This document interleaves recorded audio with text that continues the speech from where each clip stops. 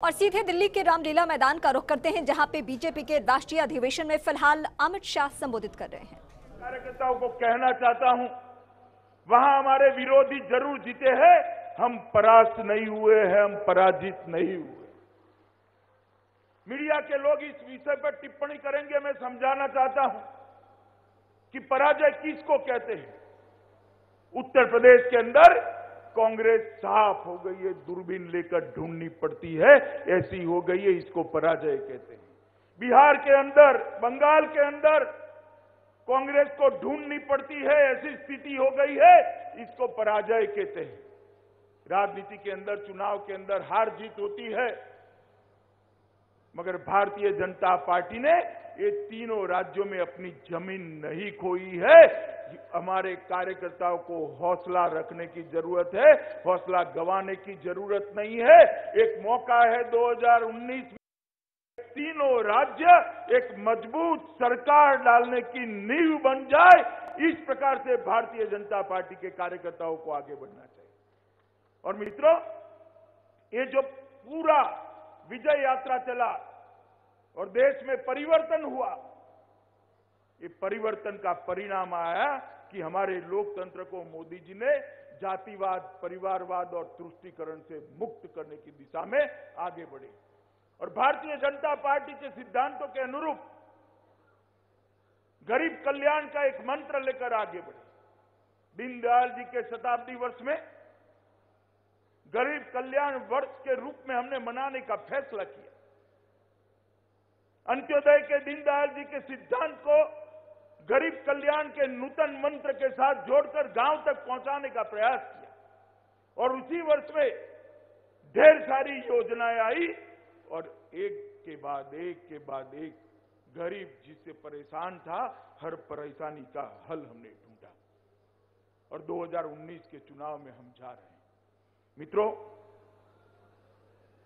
Bharatiya Janata party के कार्यकर्ताओं के लिए चुनाव सिर्फ सरकार बनाने का काम नहीं हो। चुनाव लोकतंत्र का महोत्सव है, लोक संपर्क का एक मौका है। हमारी विचारधारा को, हमारे सरकार के अच्छे कामों को हर घर तक, हर मतदाता तक पहुंचाने का एक बहुत उत्तम मौका है। मुझे लगता है चुनाव तो जीतना ही है, मगर एक भी मतदाता हिंदुस्तान का छूट न जाए जिसको मोदी जी की तस्वीर वाली पर्ची, कमल के निशान वाली पर्ची लेकर हम संपर्क न करें। इतना सघन लोक संपर्क अभियान भारतीय जनता पार्टी के कार्यकर्ताओं ने करना है। 13 कार्यक्रम बनाए गए हैं। मैं सबके लिए बात करना नहीं चाहता हूं, मगर कुछ कार्यक्रमों पर थ्रस्ट देना है। वातावरण की निर्मिति के लिए मोटरसाइकिल रैली, एक ही दिन में पूरे देश की सब विधानसभाओं के अंदर मोटरसाइकिल रैली आयोजित की। मेरा घर भाजपा का घर, हर भाजपा के कार्यकर्ता और समर्थक के घर पर स्टिकर और झंडा लगाना। 22 करोड़ लाभार्थियों के संपर्क की योजना। हर शक्ति केंद्र अध्यक्ष को इसकी सूची मिल जाएगी, जनवरी के 20 तारीख के पहले मिल जाएगी और एक कार्यकर्ता को 10 से ज्यादा लाभार्थी नहीं, इस प्रकार से लाभार्थियों को संपर्क करने की योजना बनानी। मित्रों, 22 करोड़ गरीब परिवारों के आशीर्वाद लेकर अगर हम चुनाव में जाते हैं तो हमें कोई परास्त नहीं कर सकता, कोई गठबंधन परास्त नहीं कर सकता। इसके बाद एक तिथि नक्की करी है, जिस तिथि पर 22 करोड़ परिवारों के घर पर दीप जलाकर मोदी जी के समर्थन में कमल दीपावली का आयोजन करना। और अंतिम बात पर मैं थ्रस्ट देना चाहता हूं, हर कार्यकर्ता अपने परिवार का वोट, अपने मित्रों का वोट, उनके परिवार का वोट 10:30 बजे के पहले करना सुनिश्चित कर ले। हर लोकसभा में एक कॉल सेंटर खोलने का काम समाप्त हो चुका है। कई जगह क्लस्टर के कॉल सेंटर हुए हैं। वो कॉल सेंटरों से 10:30 बजे के पहले मतदान की और लाभार्थी संपर्क की योजना को हम नीचे तक पहुंचाएंगे, मगर हमारा काम है कि ये काम को गति देना। और मैं मानता हूं कि इसमें हम सब यहां से जाने के बाद अपनी संगठन की पूरी टीम को इसके अंदर झोंक देंगे। मित्रों, ये चुनाव हमारे लिए बहुत महत्वपूर्ण है। 2014 पार्टी के विस्तार की यात्रा जो मोदी जी के नेतृत्व में चली, न केवल संगठन का विस्तार हुआ, उसको जन समर्थन मिला, चुनाव में सफलता मिली, सरकारें बनी।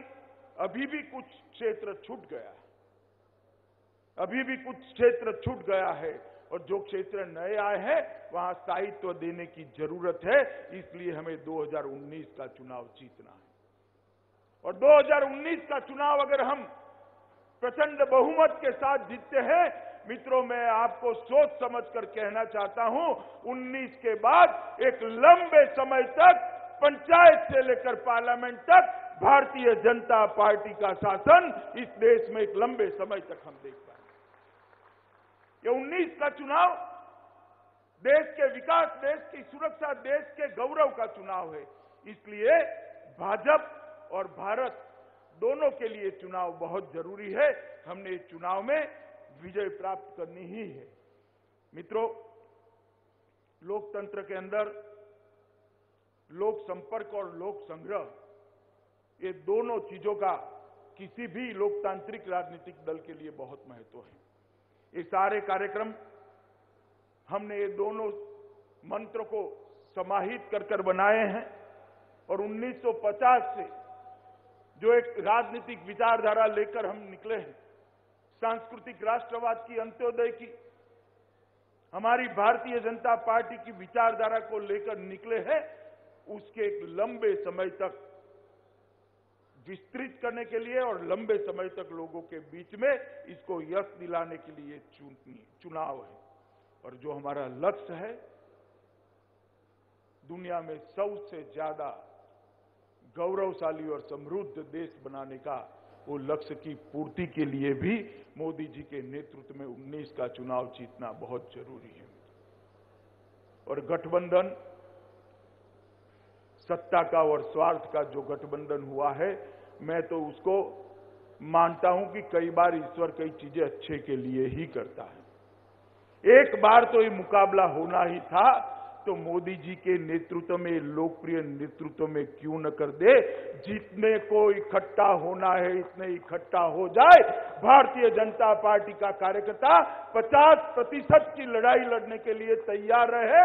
मोदी जी के नेतृत्व में 50% की लड़ाई लड़कर ये विजय प्राप्त करने के लिए हम तैयार हैं। हमारे साथ एनडीए के 35 साथियों का एक बहुत बड़ा कुनबा, उनका भी समर्थन मोदी जी के साथ चट्टान की तरह देश भर में छोटी छोटी पार्टियों ने भारतीय जनता पार्टी का साथ देने का निर्णय किया है।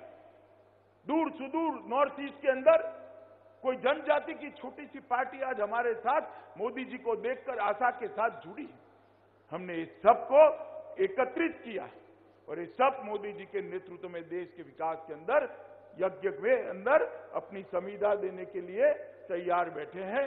मैं आप सबका आह्वान करना चाहता हूं मित्रों कि आप सब यहां से जाने के बाद भारतीय जनता पार्टी के कार्यकर्ता के लिए और कोई काम नहीं है। एक ही मंत्र है, 2019 के चुनाव में फिर से एक बार मोदी जी को प्रधानमंत्री बनाना, भारतीय जनता पार्टी को विजयी बनाना। ये मंत्र लेकर हम सब जाए और देश भर में जो योजना बनी है इसको नीचे तक पहुंचाए। इतनी ही बात कार्यकर्ताओं को मैं कहना चाहता हूं।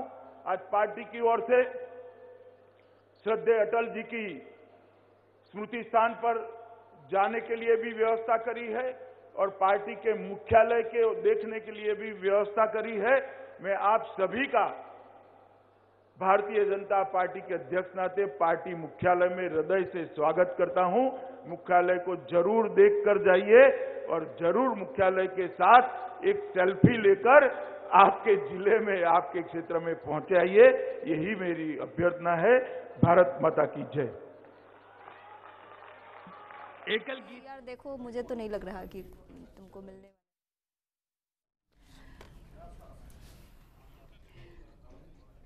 तो बीजेपी के राष्ट्रीय अधिवेशन की तस्वीरें लगातार आप तक पहुंचा रहे हैं, जहां भी संबोधित कर रहे थे राष्ट्रीय अध्यक्ष अमित शाह।